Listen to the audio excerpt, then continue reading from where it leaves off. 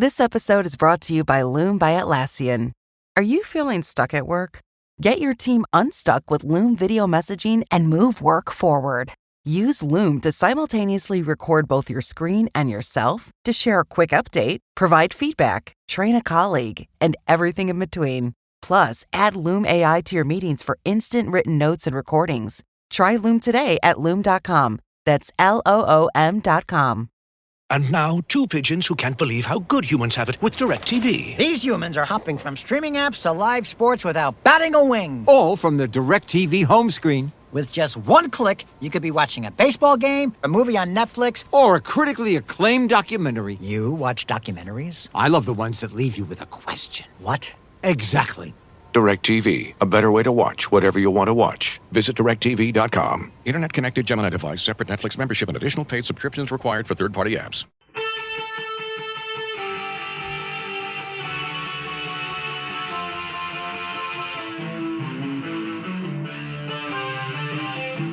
This is the Daily Blast from the New Republic, produced and presented by the DSR Network. I'm your host, Greg Sargent.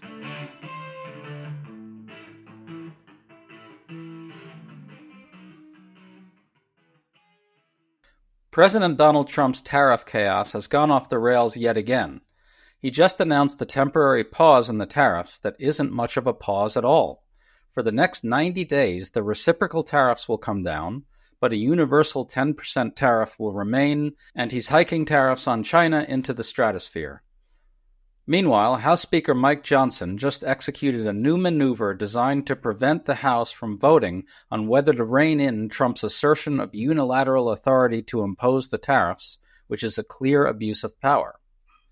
This, plus the House GOP gearing up to cut Medicaid by hundreds of billions of dollars, gives Democrats clear openings to inflict major political pain on Trump and Republicans. Will Democrats capitalize?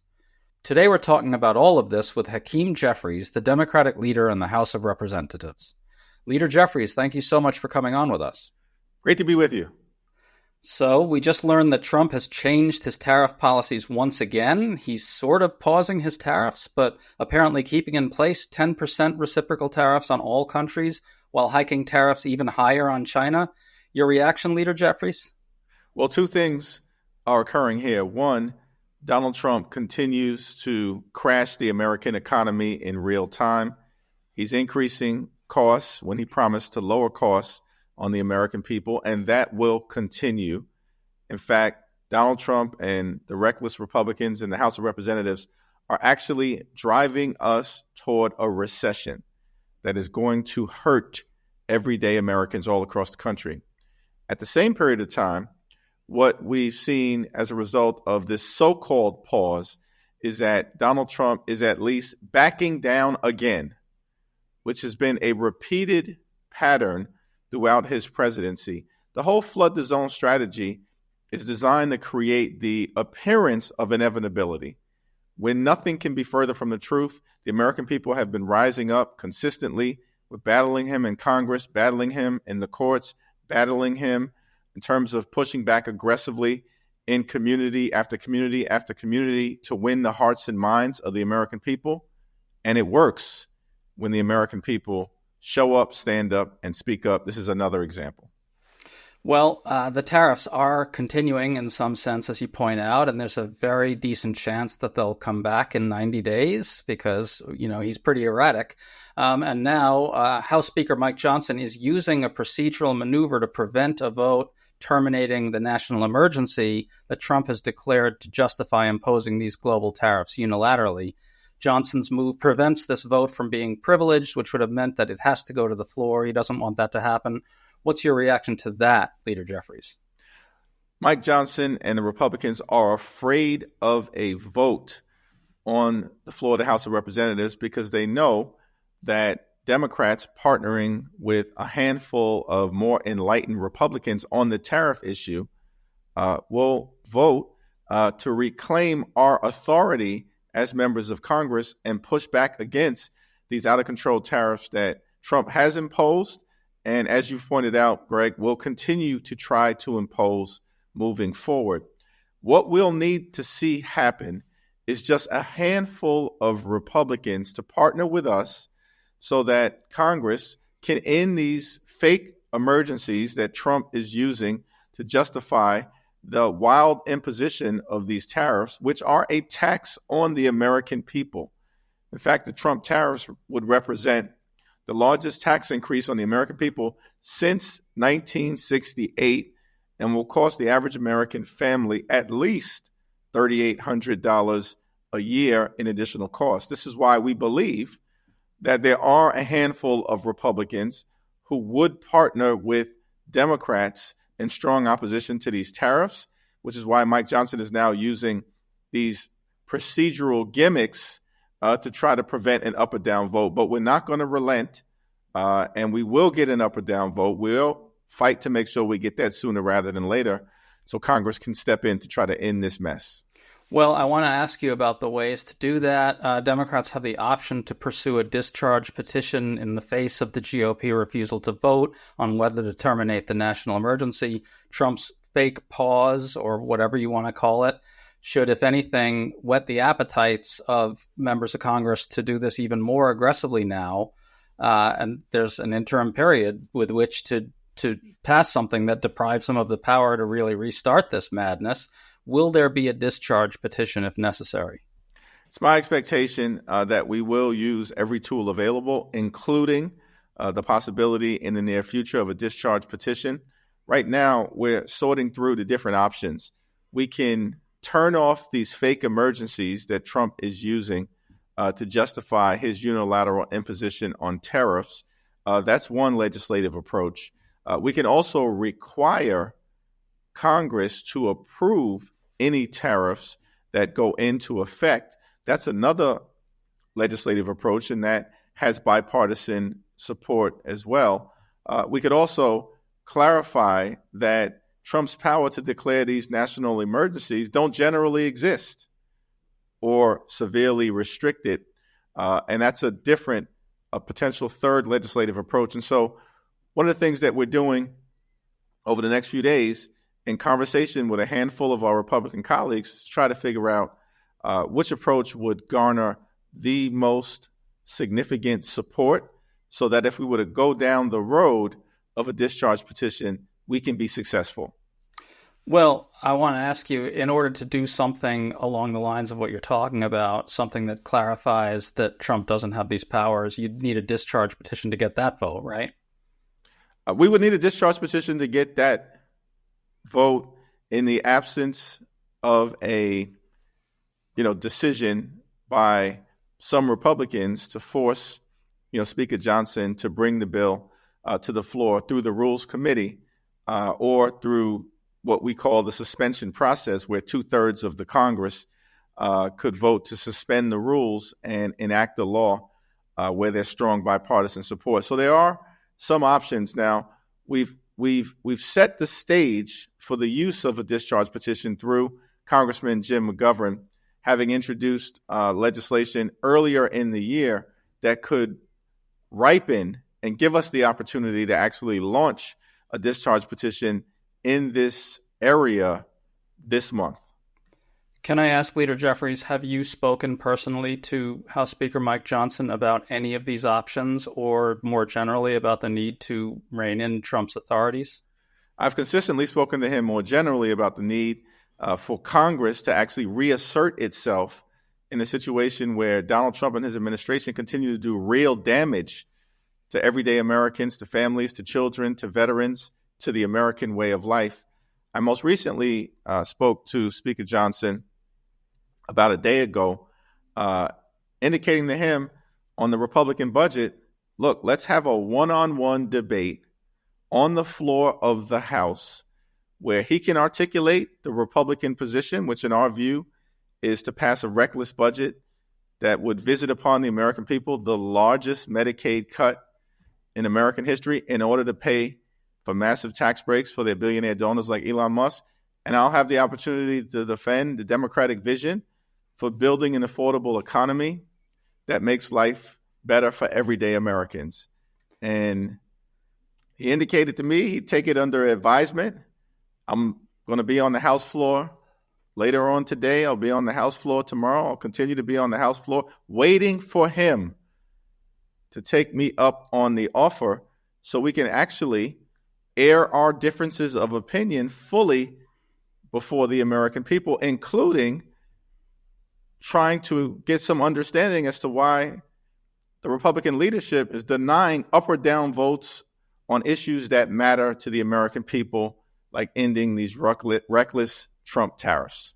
Has he indicated to you his view of whether Trump should have these authorities? Is there any indication whatsoever that he's willing to act in that direction to limit those? There's no indication at this particular moment that Republican leadership is willing to limit Trump's authority, but there is clear indication that rank and file Republican members have become increasingly frustrated with the erratic economic behavior of Donald Trump, which is driving us toward a recession. I want to get your reaction to a quote from Trump. He was speaking at an NRCC event and apparently talking about the midterm elections. Here's what he said. And I really think we're helped a lot by the tariff situation that's going on, which is a good situation, not a bad. It's great. It's going to be legendary. You watch. Legendary in a positive way, I have to say. Leader Jeffries, are Republicans going to be helped in the midterms by these tariffs? Not at all. And the totality of the incredible mismanagement around the economy, along with the fact that Republicans lied to the American people about what their intentions were in terms of governing. All of last year, Donald Trump and House Republicans said that their top priority was going to be to lower the high cost of living in America. We believe that the cost of living is too high, that housing costs and grocery costs and utility costs, insurance costs, and childcare costs are too high. America's too expensive. That should not be the case in the wealthiest country in the history of the world, where you've got hardworking American taxpayers struggling to make ends meet, struggling to get by, and can't get ahead. So Republicans promised to try to deal with that issue. We're committed to doing it as House Democrats. But instead, this year, we haven't seen a single bill, a single executive order, a single administrative action designed to lower costs. Instead, costs aren't going down, they're going up, inflation's going up, and part of it is a result of these reckless Trump tariffs. And so I think what we're seeing all across the country in special election after special election after special election, most recently in Wisconsin, is that Democratic voters are energized and swing voters are moving in our direction, which is resulting in decisive Republican defeats in state after state after state. There's no reason to believe that is not going to continue throughout the rest of this year into the midterm election next year. Which brings me to my next question. The DCCC released its target list of House Republicans that Democrats see as vulnerable in the midterms. Dems are targeting some Republicans in districts that Trump won by around 10 points. What are really the prospects here for putting some of those plus 10 Trump seats in play? Is the fallout from the tariffs really enough to make those districts genuinely flippable? What else could come into play here? Yeah, well, it's not simply the fallout from the tariffs, but that is just the most recent outrage. What we've seen is an attack on our economy, an attack on healthcare, an attack on nutritional assistance, an attack by Trump and the Republicans on Social Security, of all things, an attack on public schools, an attack on our veterans, and an attack on the American way of life and democracy itself. And so the totality of all of that, and it hasn't even been 100 days, we think is going to be an overwhelming anchor on the Republican efforts to hold seats that otherwise might not be as competitive. Some of the seats that we believe are now on the playing field also include members on the Republican side who are just out of control. Now, that's hard to say because the whole group is generally out of control. But the so-called Freedom Caucus folks, these individuals who basically are demanding that we eliminate Social Security or Medicare or Medicaid as we know it. They're more interested in giving Trump a third term, putting him on Mount Rushmore, or naming some currency after him. These are actual bills that some of these Republicans on the target list have introduced, while not doing anything to make life better for the American people. These are people who are out of step with their district, even some moderate Republicans in their district, which is part of the reason we believe that we are going to be able to stretch the map. We only need 3 seats to take back the majority, but we're going to stretch the map as far as we can. Spring is finally here. For us in DC, that means cherry blossom, warmer weather, and more breaking news each and every day. To stay up to date on all the news that you need to know, there's no better place than the DSR Network. And there's no better way to enjoy the DSR Network than to become a member. Members enjoy an ad-free listening experience, access to our Discord community, exclusive content, and more. Use code DSR2025 for a 40% off discount on sign-up at thedsrnetwork.com/buy. That's code DSR2025 at thedsrnetwork.com/buy. Thank you, and enjoy the show.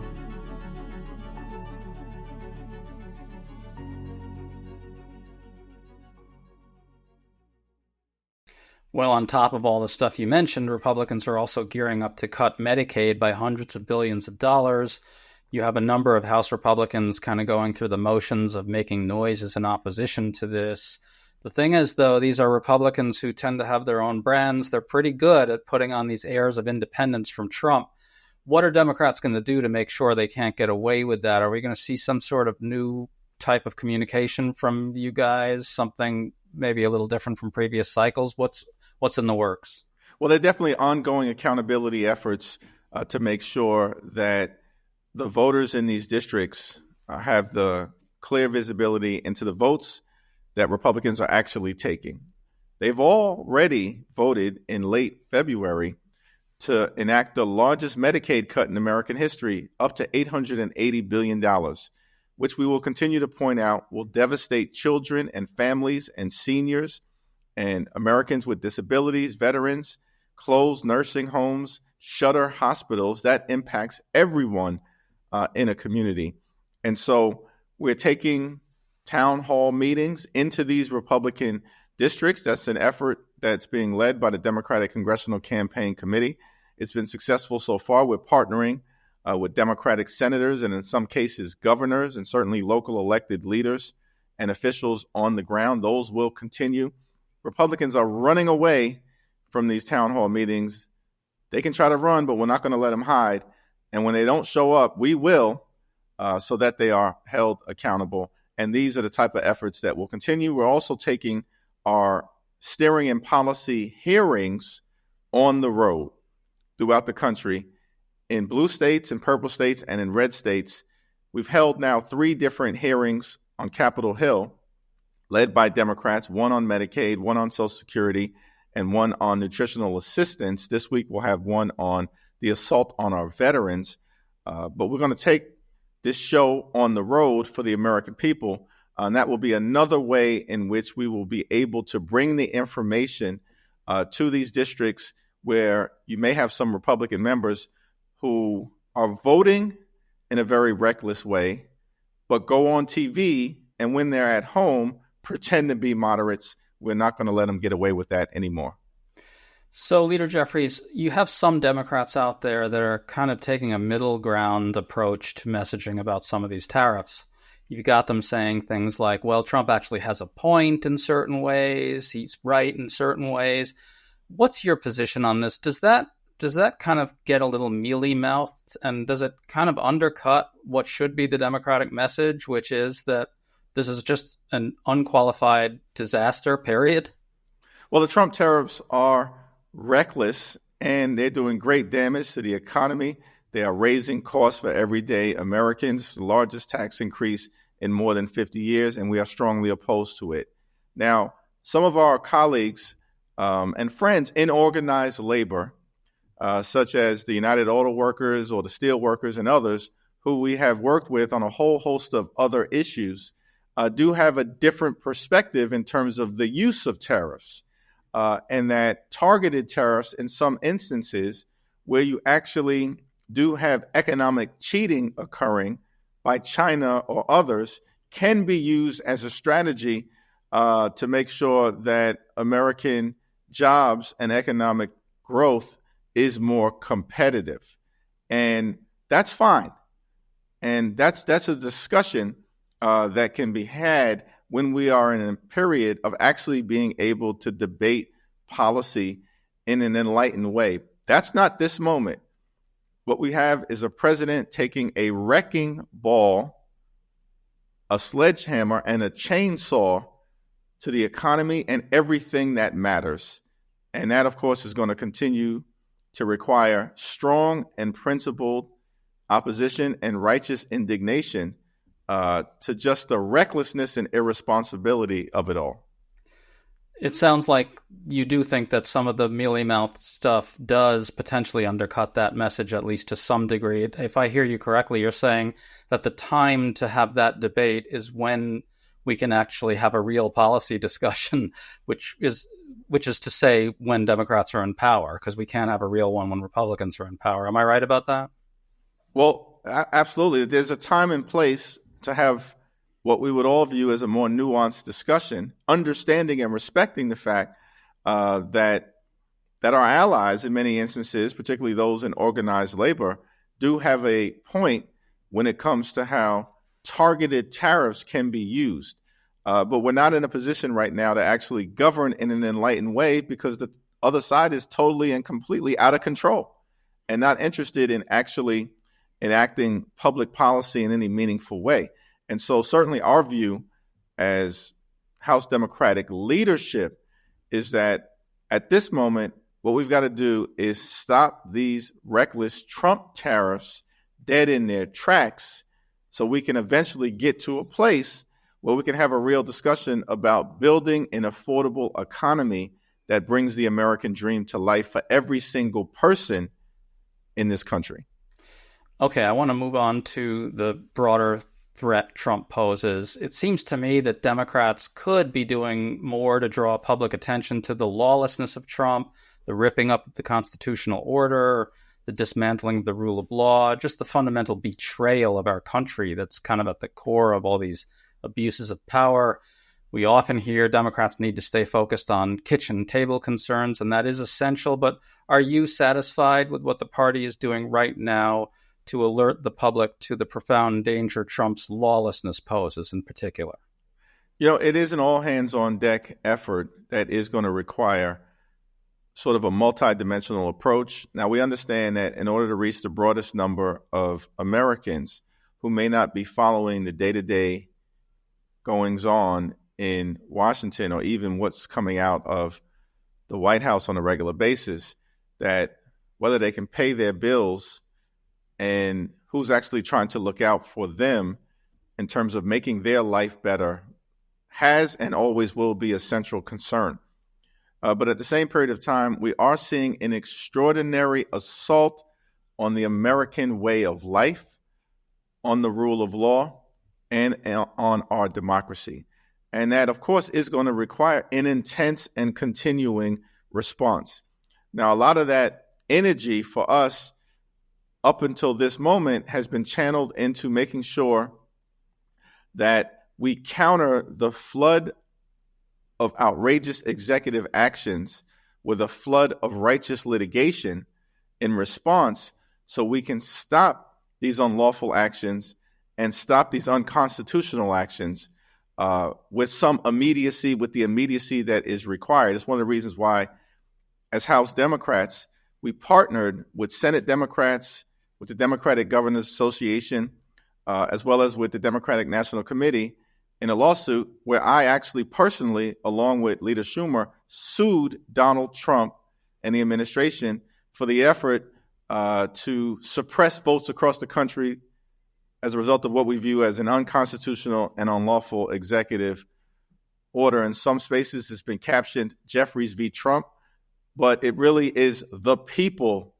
versus Donald Trump, because this is the type of action that we'll need to continue to take related to matters that concern government of the people, by the people, and for the people, democracy, the rule of law, and the American way of life. That's going to continue.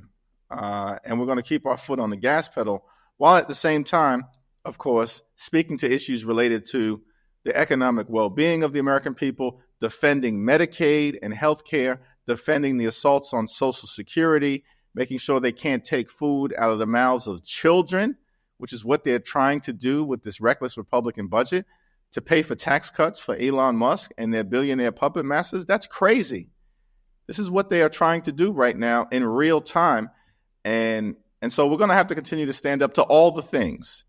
And that, of course, will include protecting the rule of law. I just want to get a little more specific about this. We don't hear as much as we might from Democrats about foreign students being snatched off the streets based on their political viewpoints and associations, or maybe about the deportations of Venezuelans to this gulag in El Salvador. I think there's a sense out there that Democrats believe they've lost the immigration debate. Is that your view? And should Democrats be saying more about the sheer lawlessness of these deportations in particular? It's definitely not my view that we have lost the immigration debate. And so as a result of that, we've got to stand down. In fact, I was at a meeting earlier today with Democrats across the ideological spectrum, progressives and New Dems, and one or two blue dogs, where we were talking about how we can make clear to the American people what we stand for on these issues and what we will stand against. And so from our standpoint, listen, we understand that we have to secure the border. The American people, a diverse, racially diverse group of American people, socioeconomically diverse group of American people want us to secure the border. We've got to do it. We also have to make clear that we have a broken immigration system and we need to fix it in a comprehensive and bipartisan way, while at the same time making sure that we are defending dreamers, farm workers, and law-abiding immigrant families. And what you are seeing from the Trump administration is aggressive and unconstitutional overreach, including as it relates to some of the people who have been snatched off of college campuses with no evidence of criminality. We should be focused on violent felons as a deportation priority. That's what the American people want to see. And I think we'll continue to show up and stand up and speak up about all of these things and call out the administration when they are clearly violating the law, when they are engaging in enforcement overreach to advance their own political agenda, as opposed to actually trying to keep communities safe. Leader Jeffries, thank you so much for coming on with us. Great discussion. We really appreciate your time. Thank you so much. You've been listening to The Daily Blast with me, your host, Greg Sargent. The Daily Blast is a New Republic podcast and is produced by Riley Fessler and the DSR Network.